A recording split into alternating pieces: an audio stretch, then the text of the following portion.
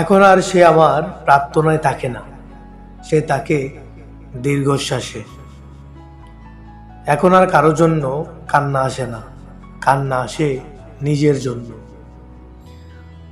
আমার যে নিজের জন্য বড্ড মায়া হয়, আফসোস হয় কারো একটু মায়া আর ভালোবাসা নিয়ে, পাওয়ার জন্য চটপট করতে থাকা এই আমাকে নিয়ে। আমার অসহায়ত্ব কোনো কালেই তার মন গলাতে পারেনি।